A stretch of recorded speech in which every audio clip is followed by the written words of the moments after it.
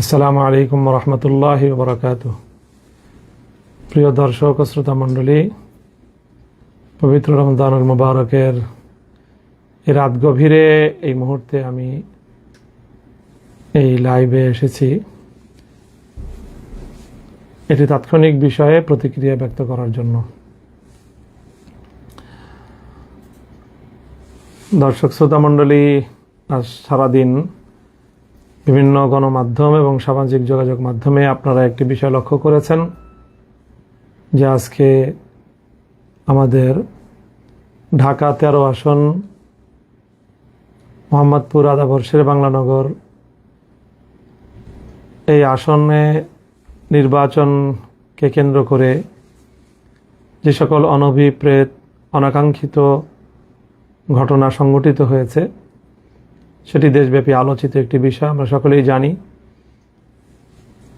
বিগত ত্রয়োদশ জাতীয় সংসদ নির্বাচনে যে আসনগুলোতে ব্যাপকভাবে ইলেকশন ইঞ্জিনিয়ারিং হয়েছে এবং জনগণের রায় ছিনতাই করা হয়েছে অত্যন্ত নগ্নভাবে, তার মধ্যে সবচেয়ে আলোচিত আসন হলো ঢাকা 13 আসন।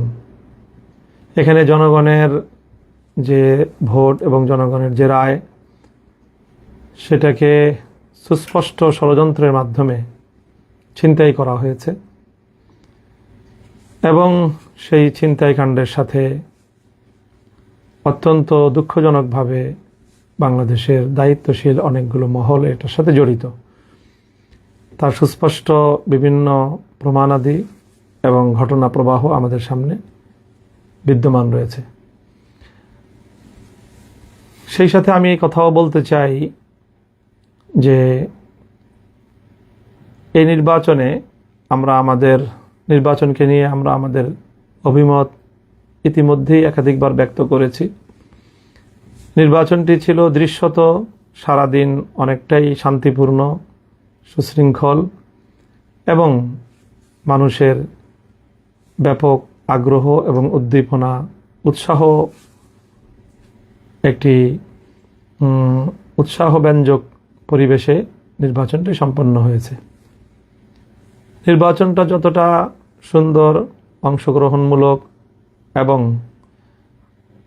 মানুষের উদ্দীপনার মধ্য দিয়ে আয়োজিত হয়েছে, কিন্তু সন্ধ্যার পর থেকে ফলাফল গণনার ক্ষেত্রে তার রিফ্লেকশন এবং তার যথাযথ বাস্তবায়ন আমরা দেখতে পারিনি।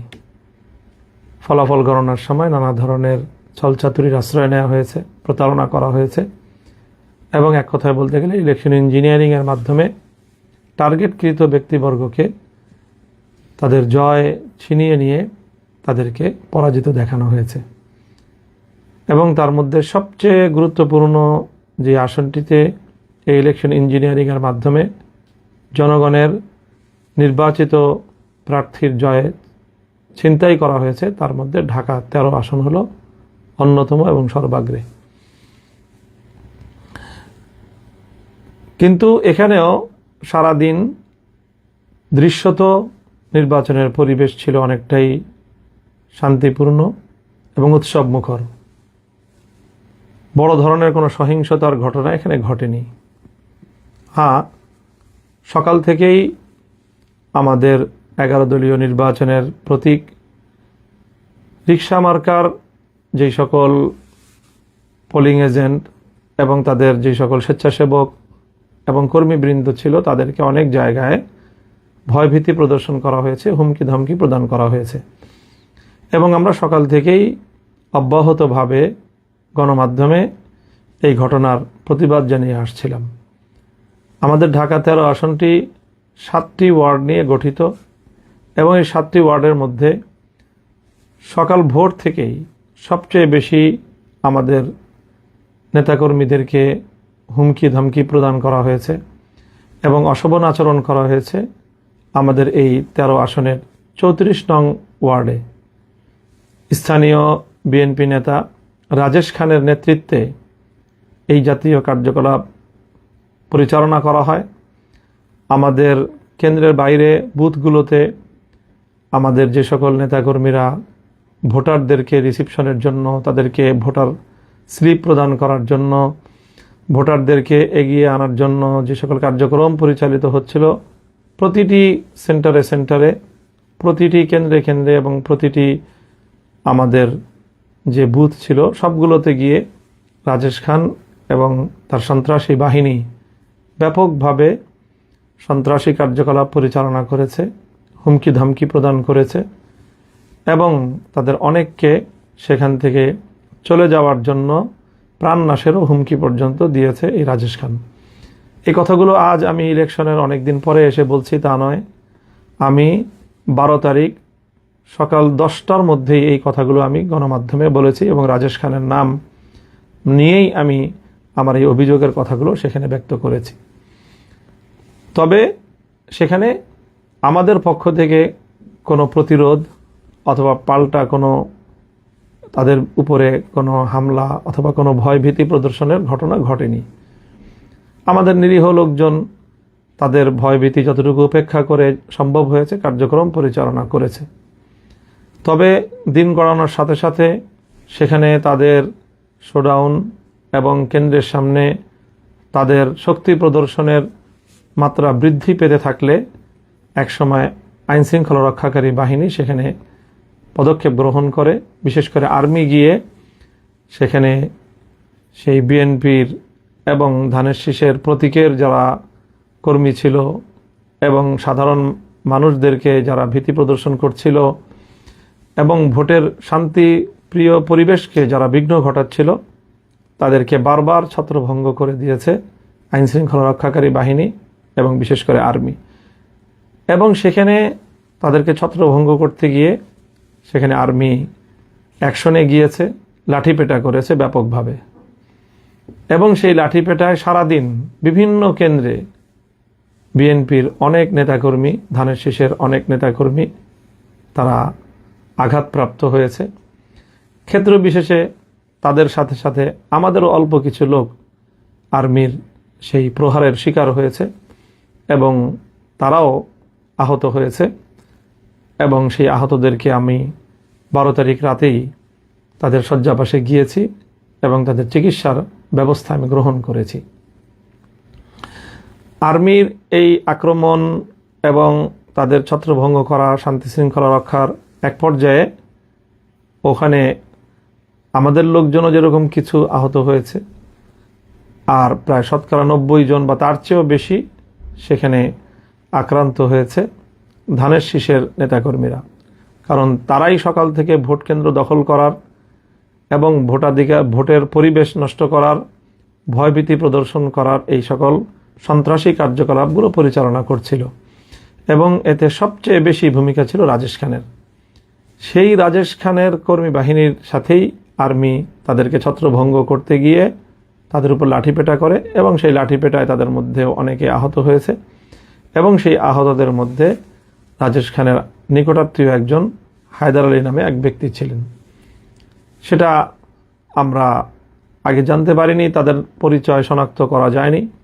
আজকে ধানের শীষের প্রার্থী হয়তো আগাম তারা অনুভব করেছিল যে হায়দার আলীর তার অবস্থা শোচনীয়, আর্মির লাঠিপেটায় গুরুতর আহত এবং আইসিইউতে সে সম্ভবত ভর্তি ছিল এবং আমরা আশঙ্কা করছি যে তার অবস্থা সংকটাপন্ন এবং তার মৃত্যু নিশ্চিত জেনেই সকালবেলা ধানের শীষের প্রার্থী একটি এখানে সিন ক্রিয়েট করেছে এবং আমাদেরকে বা আমাদের উপর এর দায় চাপানোর জন্য একটি নাটক মঞ্চস্থ করেছে এবং সেই নাটকের মাধ্যমে মূলত তাদের সন্ত্রাসী কার্যকলাপ, রাজেশ খানের এই দখলদারি, সন্ত্রাস এবং ভোট কেন্দ্র দখল করার তাদের এই প্রবণতা এবং তার প্রেক্ষিতে সেনাবাহিনীর পদক্ষেপের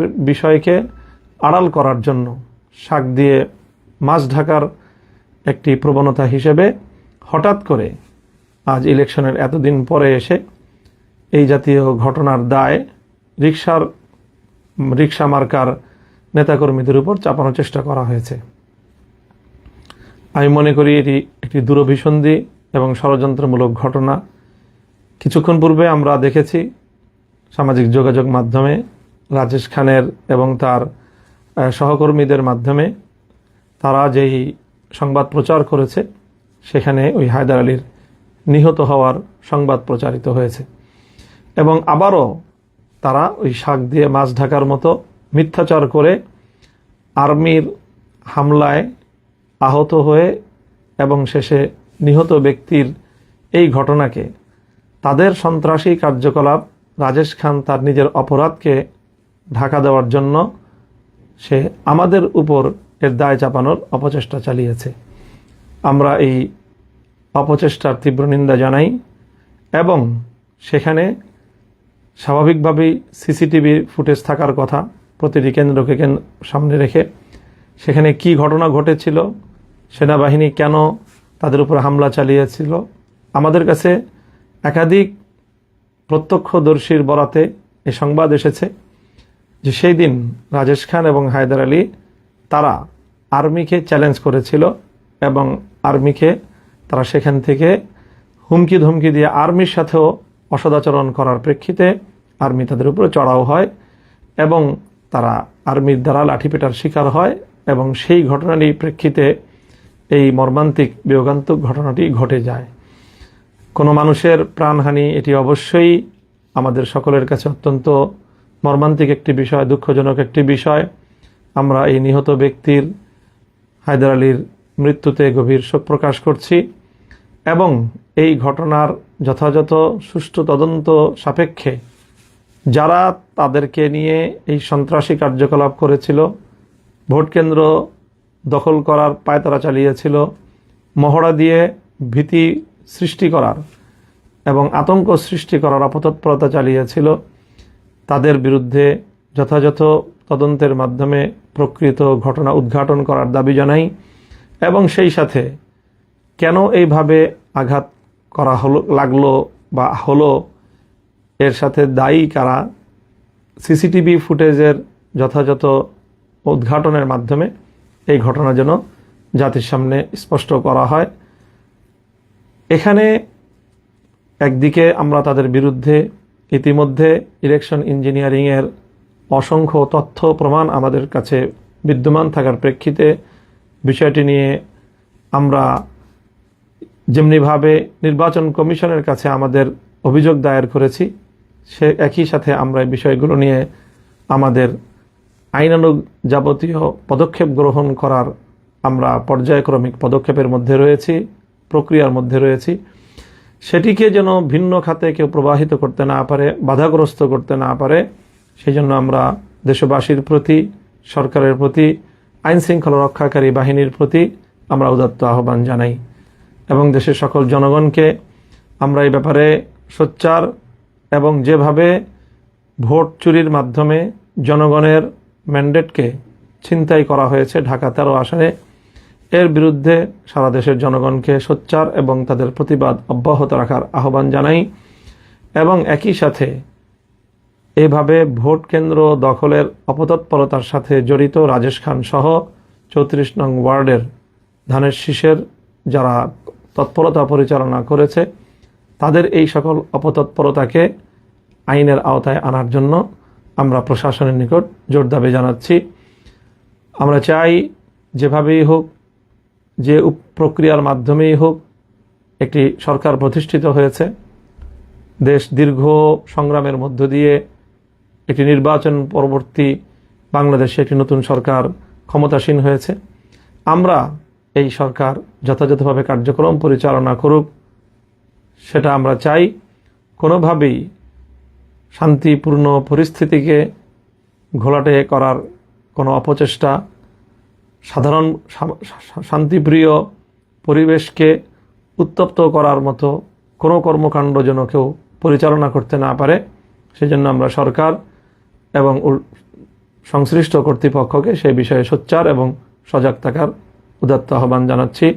সকলকে ধন্যবাদ জানিয়ে আমি আমার বক্তব্য শেষ করছি। ওয়া আখিরু দাওয়ানা আলহামদুলিল্লাহি রাব্বিল আলামিন। আসসালামু আলাইকুম ওয়া রাহমাতুল্লাহ।